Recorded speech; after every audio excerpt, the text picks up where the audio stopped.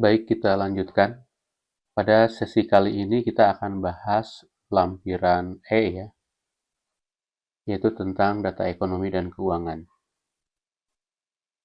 Jadi di dalam lampiran E ini kita akan ditanyakan mengenai kontribusi fiskal atau laba dari BUMD kepada pemerintah pusat dan ke pemerintah daerah. Juga nanti ada isian mengenai bantuan pemerintah yang belum ditetapkan statusnya, serta ada penyertaan modal, subsidi dan hibah, dan juga ringkasan penyelesaian hutang ke pemerintah pusat. Baik, di sini kita lihat lampiran E ini tinggal diisi aja ya, karena ini berbentuk pajak dalam 1 tahun, yaitu pajak PPh pasal 21, PPh pasal 23, PPh pasal 25, serta PPN. Tinggal dimasukkan saja nanti data-datanya. Itu biasanya dalam laporan keuangan sudah ada ya. Berikutnya kontribusi fiskal atau laba ke pemerintah daerah berupa pajak air permukaan, pajak air tanah, dan bagi hasil laba. Dan nanti ini akan otomatis dijumlahkan di yang warna kuning. Ini juga sama sehingga nanti total kontribusinya itu dijumlahkan antara fiskal ke pemerintah pusat dan juga ke pemerintah daerah.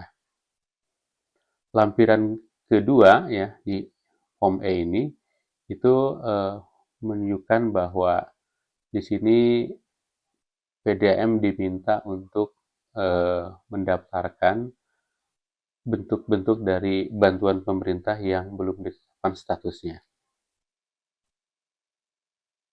Misalnya nanti tentang instalasi pengolahan air A ya, ini disebutkan saja air itu pengolahan air A itu yang mana, B itu yang mana ya, yang C yang mana, lokasinya di mana, tahun perolehan berapa, nilainya berapa, sumber dananya dari APBN, APBD atau pemerintah kota ya, kabupaten kota.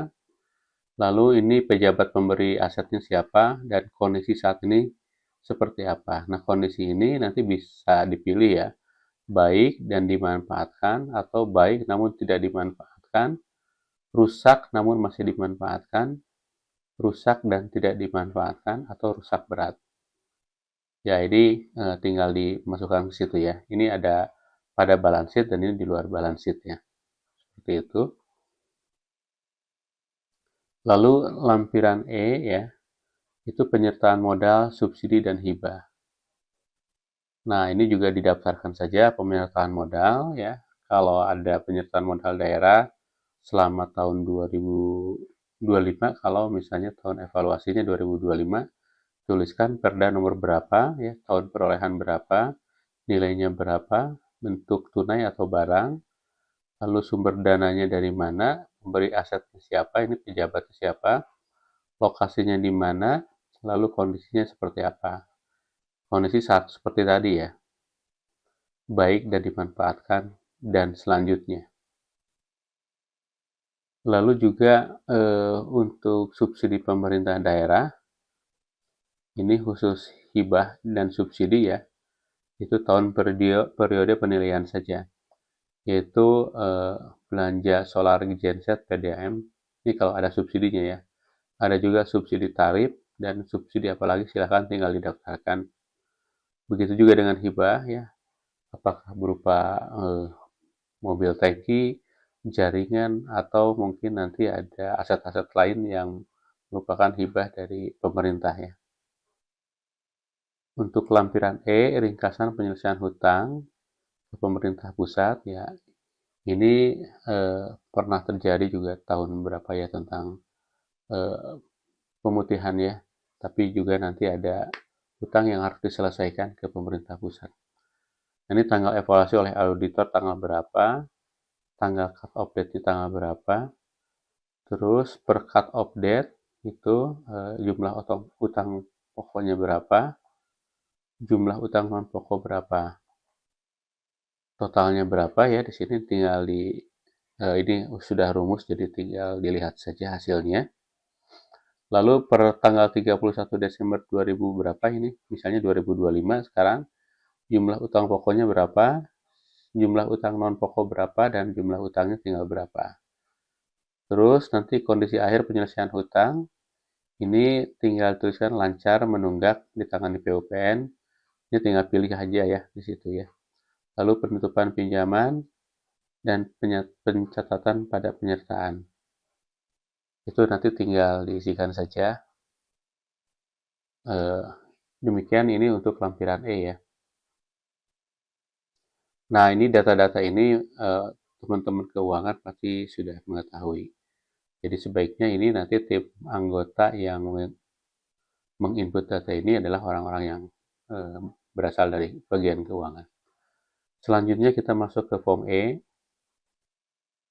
Nah, kalau form E ini kebanyakan tentang data-data yang ada di laporan keuangan. Biasanya laporan keuangannya standar ya.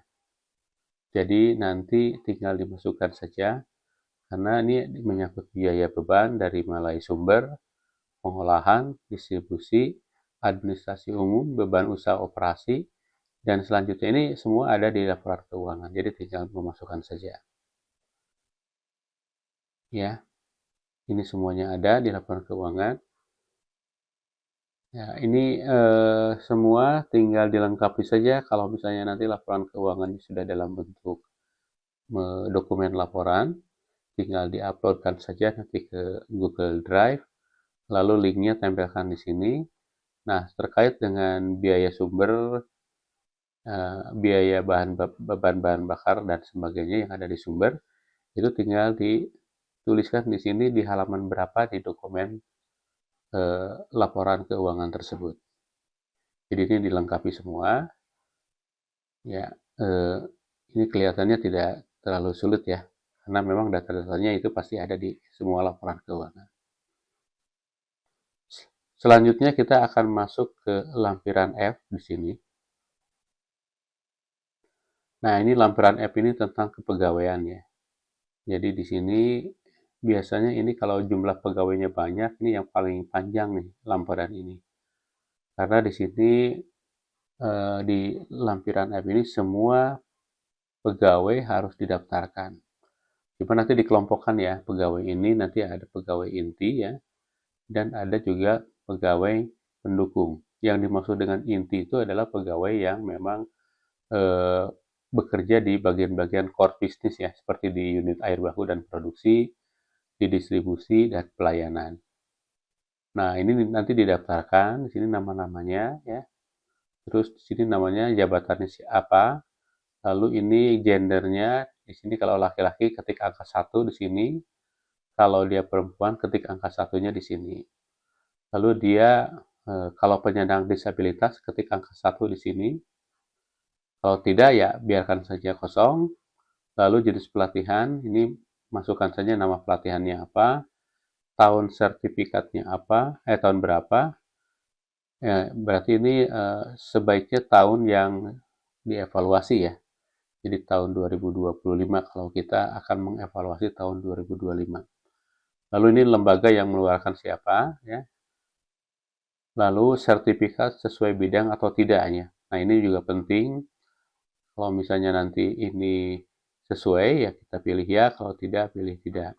Misalnya untuk bagian air dan produksi dia mengadakan pelatihan tentang bagaimana menurunkan kekeruhan yang tinggi misalnya gitu ya. Nah, ini berhubungan dengan unit terkait ya. Maka di sini kita pilih ya. Lalu pelatihan itu bisa dilakukan juga oleh internal PDM sendiri atau oleh eksternal. Nah, kalau misalnya dilakukan di internal, dihitung jamnya berapa, jam pelatihannya. Kalau eksternal, itu di sini berapa, dituliskan aja jamnya berapa jam. Dan semua karyawan dituliskan di sini ya. Dan nanti di sini ada yang karyawan atau pegawai yang bukan pegawai yang bekerja di bagian core bisnis ya. Maka kita simpan di sini. Misalnya di bagian SDM, bagian keuangan, dan selanjutnya ini sesuaikan saja dengan bagian yang ada di PDAM masing-masing ya. Karena mungkin ada nama bagian di sini yang tidak ada misalnya.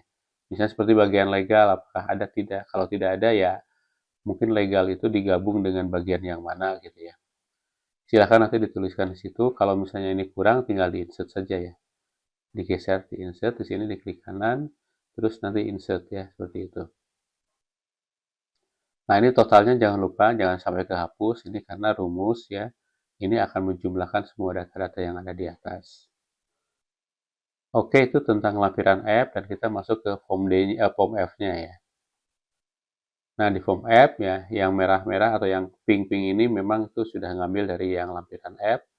Nah, kita tinggal mengisi saja di sini yang pegawai yang jumlah pegawai yang ikut diklat, jumlah pegawai yang memiliki sertifikat pelatihan dan sebagainya ya.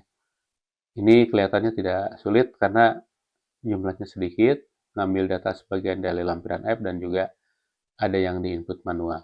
Ya, seperti itu. Demikian penjelasan mengenai lampiran form E tentang ekonomi dan keuangan, serta lampiran F dan form F tentang kepegawaian.